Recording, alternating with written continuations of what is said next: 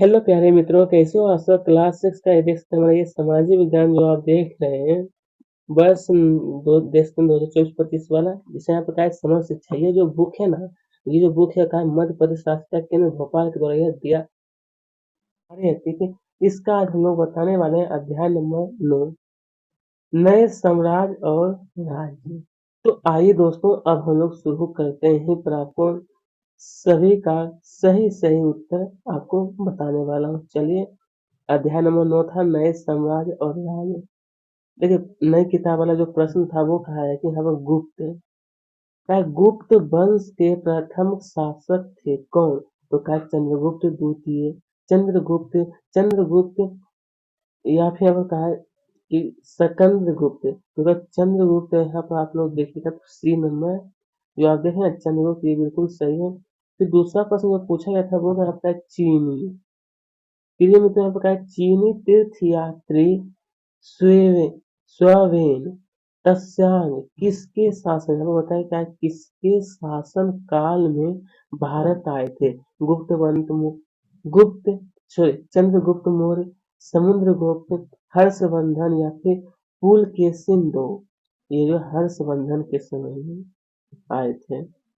चलिए, अब देखिए प्रश्न 3 जो आप देखे तो यहाँ पर पूछा था कि पल्लव काल में नगरम शब्द किसके लिए प्रयोग प्रयोग में लाया जाता था? तो ये जो दोस्तों ना, व्यापारी का संगठन के लिए। ये बी नंबर जो आप देख रहे हैं, व्यापारी का संगठन, ये बिल्कुल सही हो जाएगा। व्यापारी का संगठन के लिए लाया जाता था। चलिए, फिर बताए समुद्रगुप्त प्रशस्ति में राजा की प्रशंसा निम्न में से किस प्रकार की गई? राजा एक योद्धा, युद्धों को जीतने वाला राजा, विद्वान तथा एक उत्कृष्ट कवि के रूप में, या फिर उपयुक्त सभी। तो ये जो है ना, उपयुक्त सही बातें यहाँ पर है। डी नंबर से आपको टिक लगाएंगे। या फिर कहा है दक्षिण भारत में पल्लवों की राजधानी थी मदुरै, अमरावती, अरिकामेडु या फिर कांचीपुरम। ये कांचीपुरम था, कांचीपुरम ही होगा। चलिए, अब हमसे कहा है रिक्त स्थानों की पूर्ति के लिए हर्षवर्धन के दरबारी कवि कविवान भट्ट द्वारा रचित जीवनी, यहाँ पर है हर्षचरितम है। चालुक्यों की राजधानी राजधानी यहाँ पर होगा एहोल थी। क्या थी दोस्तों? एहोल यहाँ पर हो जाएगा।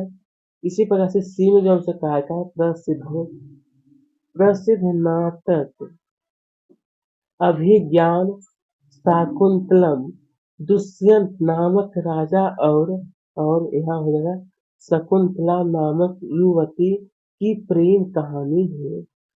हर्ष का अर्थ होता है उसको उत्साह। हर्ष का अर्थ क्या होता है? उत्साह, यानी कि खुशी। चालुक्यों का राजा यहाँ पर होना आपको कृष्ण, यहाँ पर होना तुंगभद्रा। तुंगभद्रा नदियों के बीच स्थित था। सॉरी, राजा ने यहाँ पर राज्य था वो का कृष्णा और तुंगभद्रा नदियों के बीच यह स्थित था। अब यहाँ बताया वंशावली। प्रिय मित्र, यहाँ पर बताया क्या है, वंशावली से हमें कौन सी जानकारी प्राप्त होती है? लिखना है कि वंशावली से हमें पूर्वजों के बारे में जानकारी प्राप्त होती। किसके बारे में?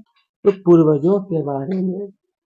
प्रश्न आगे पे कहा है हर्ष चरित्र के लेखक कौन थे? उनके लेखक कौन थे? इसमें किस शासक के बारे में जानकारी मिलती है? तो आइए लिखिएगा कि हर्षचरित के लेखक बाण भट्ट थे।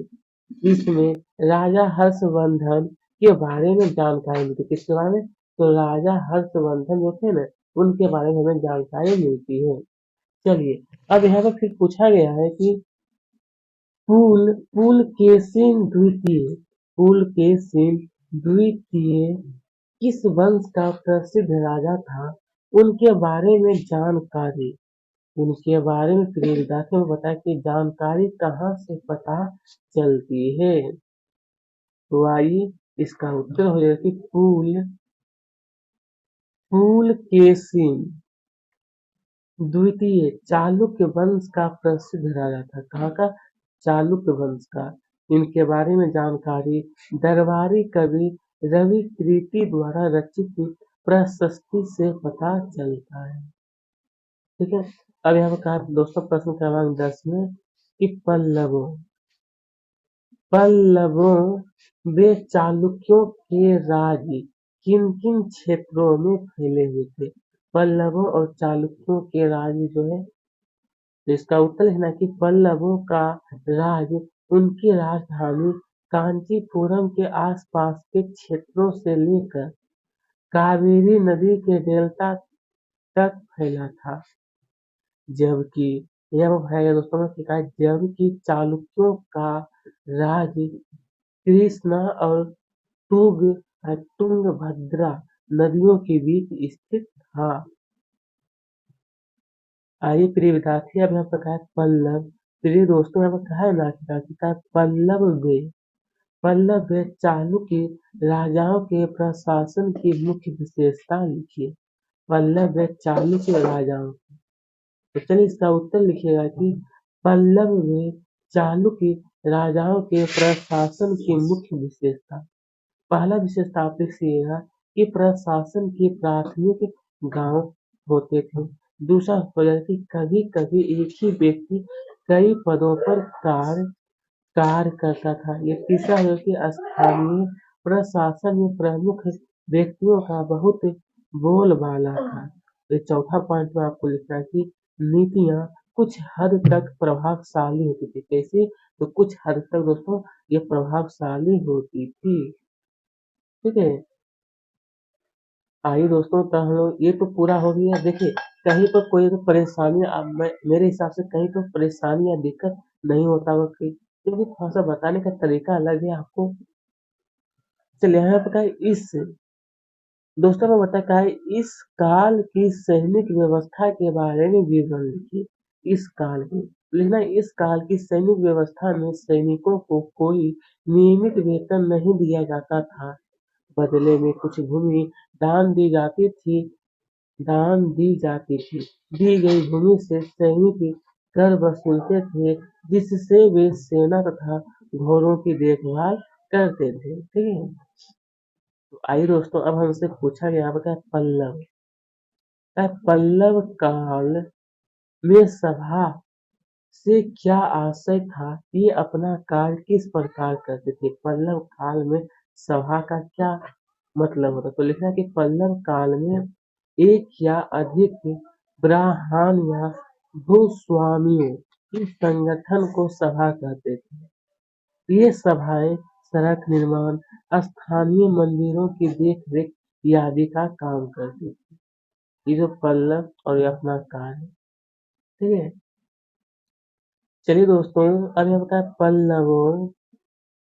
प्रिय दोस्तों, यहाँ बताया पल्लवों वे चालुक्यों के राजाओं की यहाँ बताया गया है किस वंश के राजाओं द्वारा समाप्त किया गया। जो पल्लव और चालुक्य के जो राजा थे, राजाओं को किस वंश के द्वारा समाप्त किया गया? तो लिखना है कि पल्लवों और चालुक्यों के राजा को राष्ट्रकूट व चोल वंशों के द्वारा समाप्त कर दिया गया था। किनके द्वारा दोस्तों? तो राष्ट्रकूट व चोल वंशों के द्वारा इन्हें जो था इन वंशों को समाप्त कर दिए थे। चलिए, क्या प्राचीन काल का मतलब होता है दोस्तों कि पुराने समय। प्राचीन काल का अर्थ होता है क्या? पुराने समय होता है। तो क्या पुराने समय में राजा क्या क्या साजो सामान लेकर यात्रा करते थे? तो ये जो प्राचीन काल में राजा जो था दोस्तों, यहाँ बताया क्या है, राजा बड़ी मात्रा में साजो सामान लेकर यात्रा करते थे। इनमें इनमें हथियारों के अतिरिक्त रोजमर्रा के उपयोग में आने वाली चीजें जैसे बर्तन बर्तन फिर बताया कि असबाब, खाने पीने का सामान आदि विभिन्न प्रकार की सामान शामिल होती थी। ठीक है। चलिए, अब यहाँ पर कहा है इस काल में जन साधारण इस काल में का जन साधारण से संबंधित जानकारी किन साधनों से प्राप्त होती है। ऐसा कौन से कारण है जिनसे हमें ये पता चलता है? तो जैसा कि इस काल में जन साधारण से संबंधित जानकारी नाटकों तथा कुछ अन्य स्रोतों से मिलती है।